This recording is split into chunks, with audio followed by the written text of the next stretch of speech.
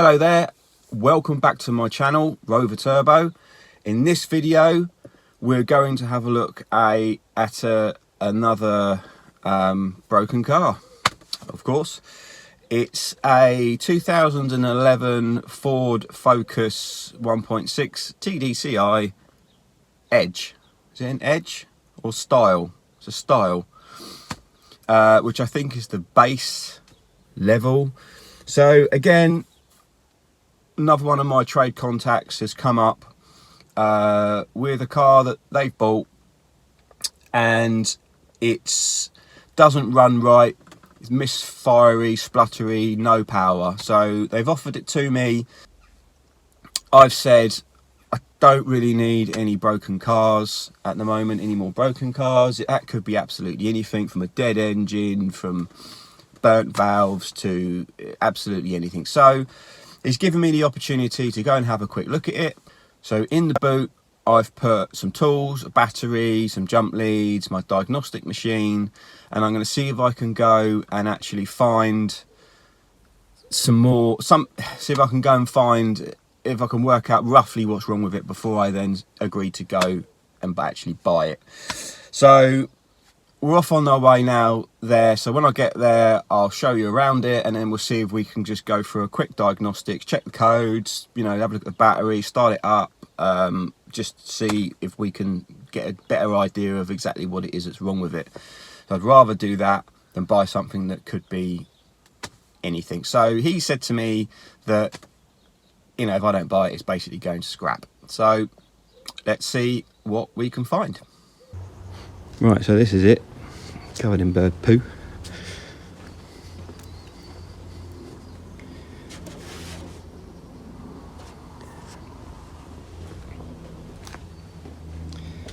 So, I don't know if I was right, was it Style, did I say? It's got no fog lamps.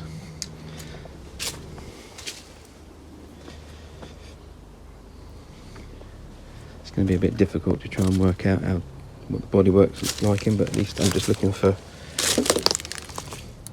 That's got with parking sensors. The original.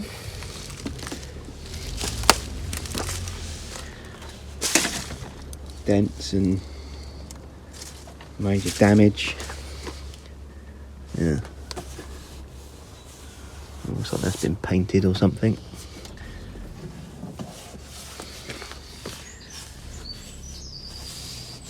Okay, well it's not horrendous, but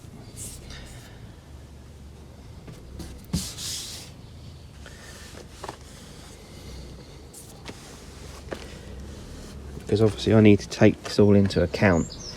You know, it's not just, oh, it's got an engine problem, it's everything else, isn't it? It doesn't need new tyres, doesn't need new brakes, it all adds up.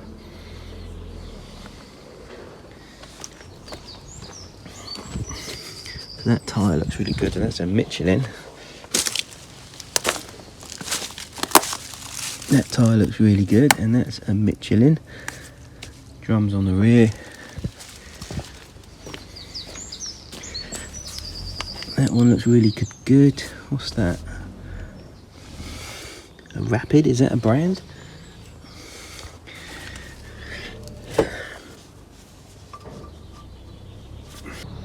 Yeah, so it's got two good front tyres on it. They've been replaced at some point. And the rest of it looks kind of okay. I'm not looking for something perfect. I mean, you know, it is what it is at the end of the day. So we've got one former keeper, so 2 owners. I don't know what service history it's got. I would assume it's got good. Looking at the MOT history, locking wheel nut. So yeah, so we've got what? 12, 13, 14, 15, 16, 17, 18, 19, 20, 21. And then we've got some receipts here. I'm not going to go through all this, but that's good. Right, let's see if we can find the key. The seats are all good. It's quite clean.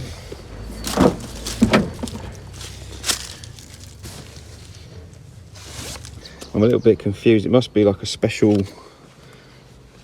edition or something, because it's got 4 electric windows. I thought whatever it was the base version, but obviously not. I think the thing... Yeah, so it's got DAB as well. AC, stop start 6 speed.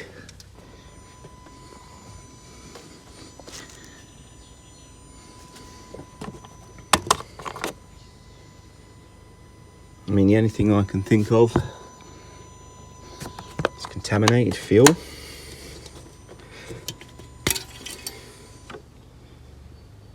But it's obviously not head gasket or anything by the look of things, because we've got no mush anywhere.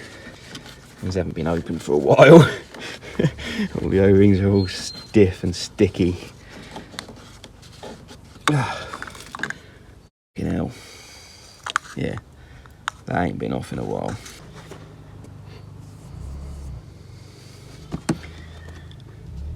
So yeah, so I think my only hope on this is going to be the diagnostics, isn't it, really? See how it sounds when it runs. Right, well, we'll wait until the key gets here. So there's a receipt inside for a diesel injector, number 4. Not that it really matters, but I think these are reverse. Is that 4? You think it'd be 1, or is that another Ford PSA engine? But anyway, number 3 injector looks like it's been replaced really recently. And there's also some receipts or some diagnostic report from someone who's done something about the injectors, but there's no date on it, so I've got no idea when that was done. So maybe it is pointing to injectors, I don't know. Right, so I've got the key. I have already started it up. It sounds like a bag of shit.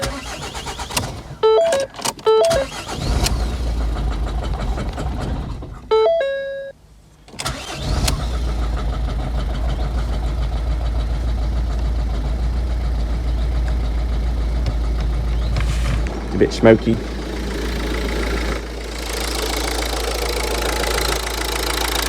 It seems to run okay, like that.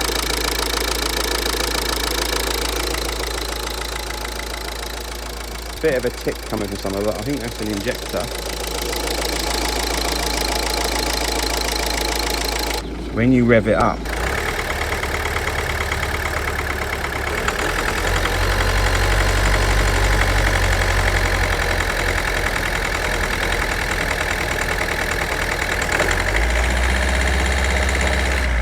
so I've got the diagnostics out. There's no codes, obviously. I say obviously, there's no codes. Decided I'm going to take it. I don't know if that's a bad decision or not, but once it gets past the initial spluttery stage when you start it, it idles quite nice. But when you rev it, that's when it starts to misfire, chug, and it's blowing. Fumes of smoke coming out the back. I've checked all the injector coding and stuff, and they all seem to be where they should be. I'm going to take it anyway. It's a nice car, it's got lots of service history. I just need to arrange to get it picked up, basically.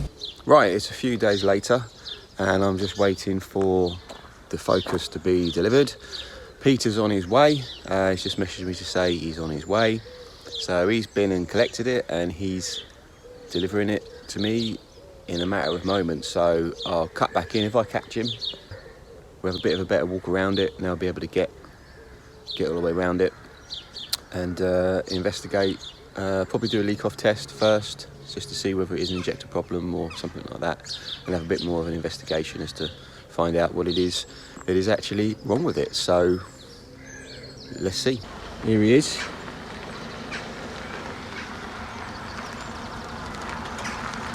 So again, using Peter. Transmo is limited.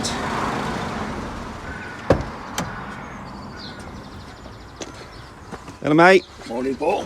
How you doing? Yeah, good. Good. Another gem. Yeah.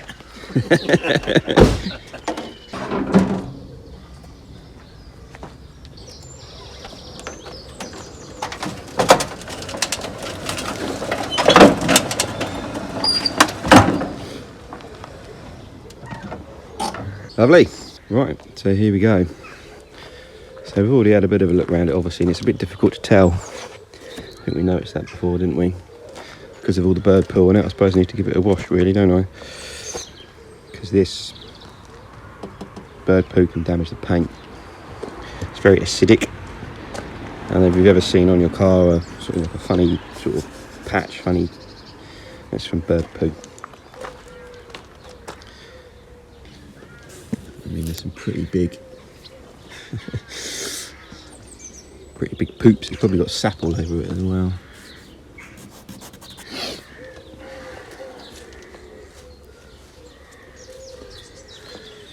So I'm not quite sure. I don't know whether this bumper's been repainted or whether someone's just had a smart repair done, because you can see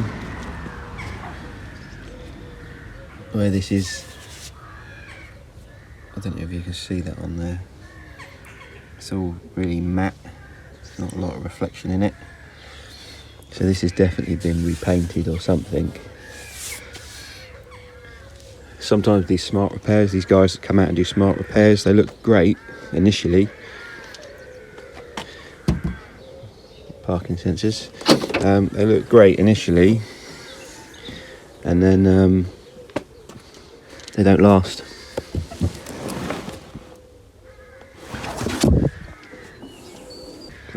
This wasn't the side we could get in, was it? So yeah, look, rear electric windows. Don't get it.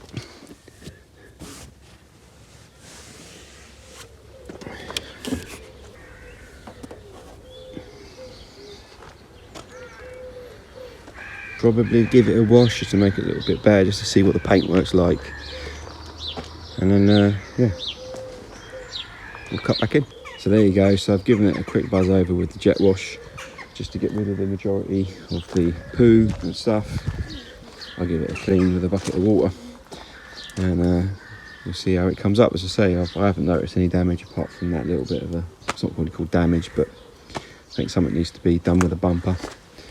It just needs to be popped back in or something. That would look a lot better, maybe give it a polish. So after a bath, it's looking much better. Just gone over it with a microfiber, nothing. Obviously it's showing a few stone chips in the front. I mean, it's on 120,000 miles, it's going to have the odd issue here and there. It is an 11 plate, so a few stone chips which could be touched in. I think the only thing that I've noticed while I was washing it, obviously I'm not going to see any issues in the paint that's flat. There's a mark there, but I reckon that will polish out. I can't feel it with my fingernails. A little dink there, some marks down, but I'm not worried about any of that. The scuff there, it's funny, this paint hides it really well. So again, I think that will probably be better. And obviously we know about the bumper. And the only other thing that I found is a rust scab, which can be touched in. There's a few marks.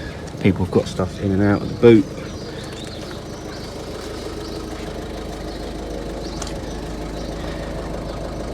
They're just marks that come off. They might not come out. A few little scuffs there.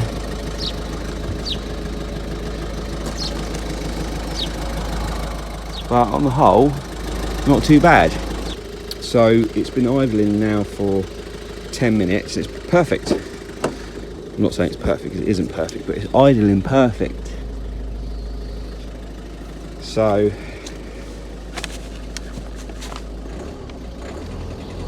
and it starts to chug. Yeah, there's a bit of a misfire.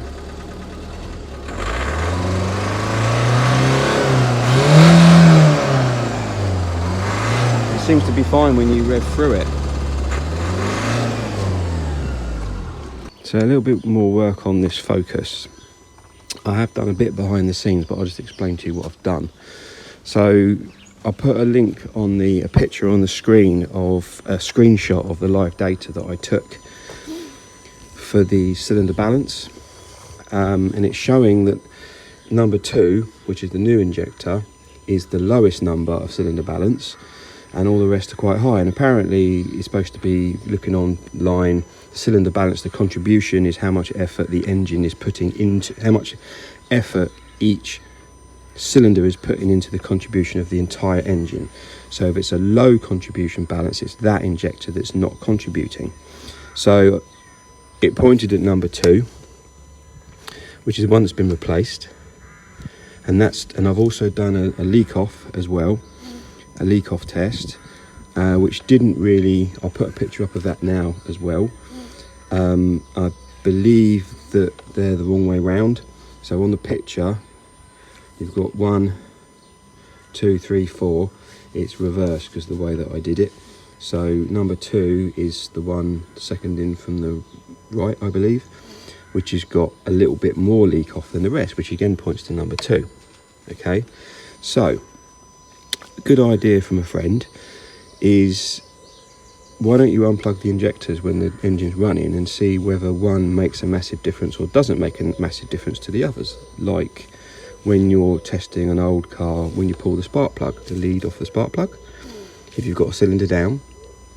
Now it still could be, it's just popped into my head, that there is still something wrong with cylinder 1 and it's not the injector. So what I did, and I'll do it for you now, is start the car up. Okay, and I've got this with it at about just over 1500 RPM, okay? And then we've got quite an aggressive misfire. Okay.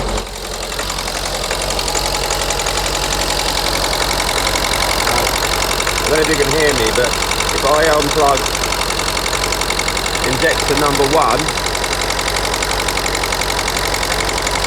it doesn't really make any difference to the sounding of the engine. See, let's unplug. That's plugged back in. Now if I do that on any of the others, it's not happening. See? It doesn't like that at all, and it does that on all the rest of them. What I should do is I should do a compression test, but I can't be bothered. So what I'm going to do is I'm going to buy a new injector for number 1. I could spot some injectors about and see whether they move about, but doing that, you're mucking up the seals and the copper seals and all that kind of stuff. So I'm undecided whether I'm going to go to Euros, because they sell a brand new injector for one of these, a Lucas one, for £170. That's with a code, probably trade discount, blah blah blah, same thing. Or I can get it slightly cheaper off of eBay for 150 quid, I think, brand new again. I think it's a Lucas, delivered. So I wasn't planning on doing anything with this today because I've only just got this and I've got the head off of that and I'm working on that. But I'm just curious, do I just get an injector? They're not that difficult. Well, number 1 is actually the hardest to replace because of this, but it's not exactly difficult, but these are really easy to get to. Do I just throw an injector in it? Right, so that's it on the Focus video. You can see obviously I've diagnosed the fault, hopefully. Injector, I'm going to get an injector, bang the injector in it, and then we'll see what happens. So follow me, part 2 coming soon. Like, subscribe and share. Cheers, see you later.